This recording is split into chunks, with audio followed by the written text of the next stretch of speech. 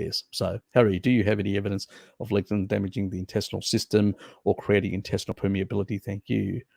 Not on my hand right now to show you, but yes, there is evidence that things like gluten and stuff like that, there's shitloads of literature showing that quite clearly.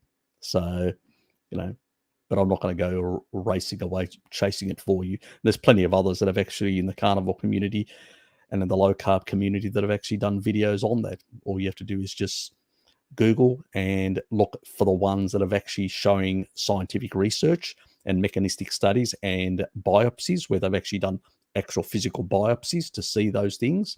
Yeah, but they do exist, and there are child ones as well, which are very important because the child ones, when kids, because basically for 4 to 6 months, they're on breast milk. They should be on longer, but that's another thing altogether. And then they're sort of weaned off into other foods and stuff like that, weaned onto certain other foods, and that's when we do see some of these problems, especially when they're plants, that there are, some gut damage and stuff like that. And we've got evidence where endoscopy. My cousin is also an endoscopy specialist at a hospital in New South Wales. So he's a researcher and he's top of his profession. So I do know a bit background on these sort of things, but obviously I'm not going to provide his identity or stuff like that because that's privileged. So, but yes, there is plenty of evidence out there for that sort of stuff. But the thing is, we've been exposed to small grade lectins because if we go back in history, we did consume about, for quite a few hundreds of years, 2/3 animal foods and seasonal plant foods.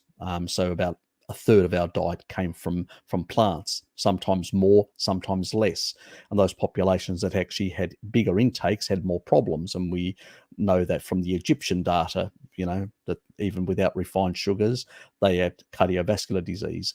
But outside that sort of thing, which is sort of mimicking the modern diet of mostly plants and less animal foods and the problems.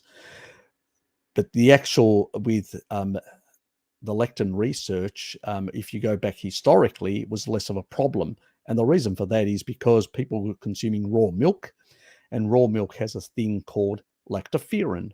And lactoferrin in the milk binds lectins. Got it?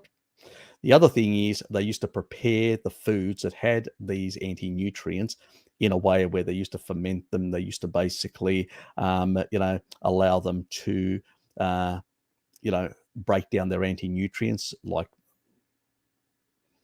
the sort of soaking and stuff like that they used to do traditionally, how they used to prepare these. We don't do it anymore, but they used to, lowering the threshold of these things, then adding the the sort of the milk dairy products into those meals, and pretty much neutralizing the effects. Now, even with pasteurized milk, there will be a bit of lactoferrin, but it's heavily reduced. And depending on the temperature, if it's ultra high, it's all destroyed. But if it's sort of lower temperature, you can get some that survives. But still, it's a problem in the way that our food supply is provided now. There's no soaking, there's no fermenting, there's none of this sort of stuff where we actually lower the threshold. It's speed, get it out there, get it quick, produce it quick. And so the threshold of lectins in the diet now are much higher than what they used to be traditionally. So that's another issue in itself. But yes, they are involved in some of that. But it's not only that, there are other factors as well. There are other inflammatory sort of things that cause gut permeability. Also, Adrian, like a vitamin D and taurine in the diet. So you in the past, people were outside workers, not indoor workers like we are in the last couple of decades. They had better vitamin D status. Vitamin D is important for tight junctions. Also, taurine is important for tight junctions. Our food supply was 2/3 animal foods, 1/3 plants, because we didn't have any refrigeration. So we couldn't store for long periods of time a lot of plant foods. So we had them only seasonally.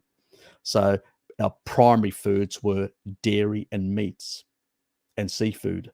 We consume something like 10 times the seafood we consume today. So it was a completely different diet even a couple of decades ago. So those are the reasons why today it's very different. The food supply is more processed. There's a lot of factors, that are causing inflammation and stuff like that, but also nutrients that are not coming in because of the processing of the food that's actually making people more susceptible to permeability. So it's a lot of factors.